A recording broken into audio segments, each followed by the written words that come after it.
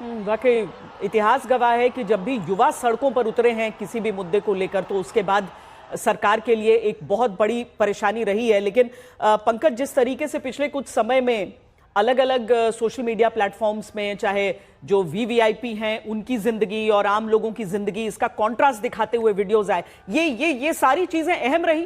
कारण पर ऑफिशियली क्या दिया गया इन सबको, इन सोशल मीडिया प्लेटफॉर्म्स पर प्रतिबंध के लिए? जो प्रदर्शन इसके पीछे कई कारण बताया जा रहा है, जैसे कि करप्शन एक बहुत बड़ा कारण बताया। जो प्रदर्शनकारी थे उन्होंने करप्शन को बड़ा मुद्दा बताया है। लेकिन इन सब कारणों के पीछे जो है ये आग में घी का काम किया सोशल मीडिया पर बैन करना। कम से कम अब तक क्या था, सोशल मीडिया बैन से पहले जो सरकार के खिलाफ आक्रोश था, सरकार के फैसलों के खिलाफ जो लोगों की एक अभिव्यक्ति थी वो सोशल मीडिया पर आ जाती थी। जो भी किसी को भी कुछ भी कहना होता था, अपनी बातें पहुंचानी होती थी, वो सोशल मीडिया के जरिए पहुंच जाती थी सरकार तक। इससे कई सारे फायदे भी होते थे और कई सारे नुकसान भी है, ये अपनी जगह है।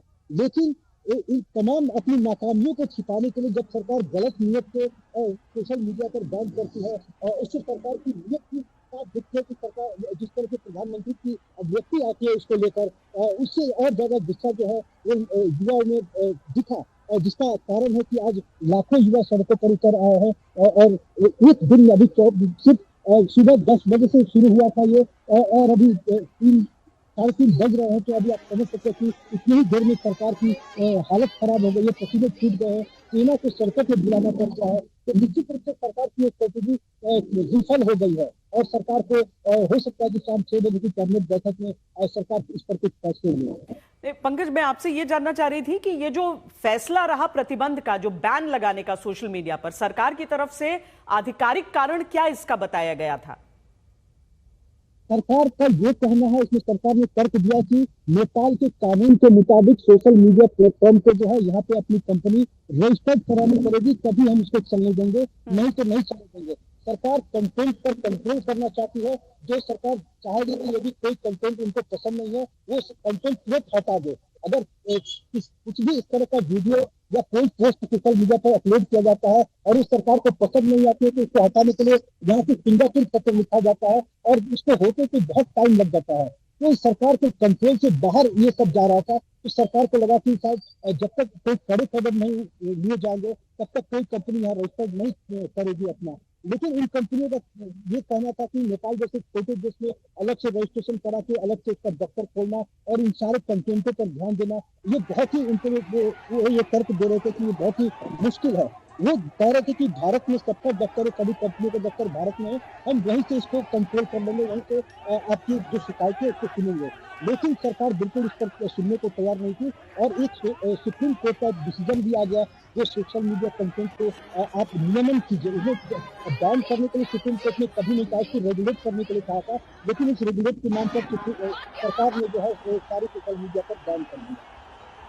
प्रणय, अगर हम सारे सोशल मीडिया प्लेटफॉर्म्स देखें तो उसमें एक बात दिखती है कि जो चीनी सोशल मीडिया प्लेटफॉर्म्स हैं जैसे टिकटॉक, वो अभी भी वहां चल रहे हैं नेपाल में। जी, चीनी चल रहे हैं। इसके अलावा दक्षिण पूर्व एशिया के अंदर वाइबर और जो दूसरे सोशल मीडिया प्लेटफॉर्म्स हैं या मैसेजिंग एप्लीकेशंस हैं वो वहाँ पर चल रहे हैं। लेकिन कई जो 26 प्लेटफॉर्म्स बैन किए गए हैं, जिसके अंदर फेसबुक भी है, जिसमें गूगल भी है, यूट्यूब उसके अंदर है, व्हाट्सएप वहाँ पर है।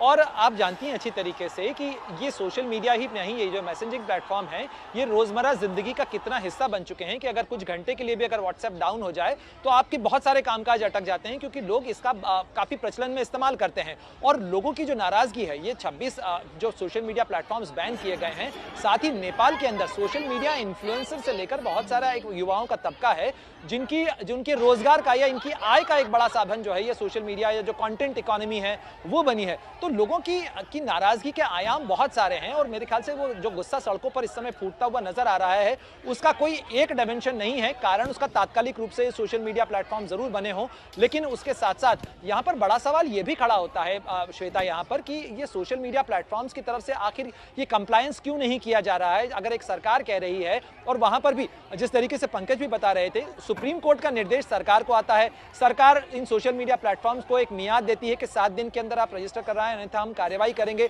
ये कंपनियां जो हैं अपनी तरफ से हीला हवाला करती हैं और उसके बाद स्थिति यहां तक आती है दुनिया भर के अंदर टेक कंपनीज और बड़े जो टेक जायंट्स हैं उनकी भी जवाबदेही और उनकी भी जिम्मेदारी कहीं ना कहीं तो तय होती है। और अगर ये स्थिति यहाँ पर पहुंचती है तो एक जिम्मेदारी उनकी भी बनती है। हालांकि फिर भी सवाल खड़ा होता है कि सरकार को लॉ एंड ऑर्डर मेंटेन करना होता है, और सरकार को अभी फिलहाल सबसे बड़ी चुनौती तो ये है कि काठमांडू की सड़कों के ऊपर जो लोगों का उपद्रव और आगजनी हो रही है उसको कैसे नियंत्रित किया जाए, ये सबसे बड़ी चुनौती इस समय ओली सरकार के सामने होगी।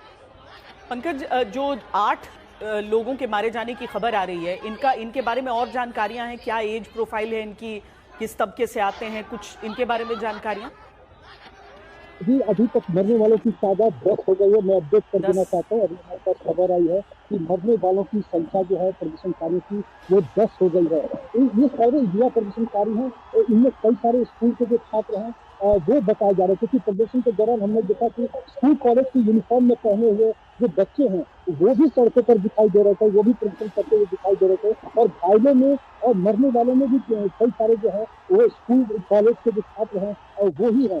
तो आज का जो ये पूरा का पूरा प्रदर्शन था वो जेंजी और रेगुलेशन का था, और तो इसलिए सारे जो घायल हैं, जो मरने वाले हैं, वो सभी 20 से 25 साल के युवा ही इसमें हैं।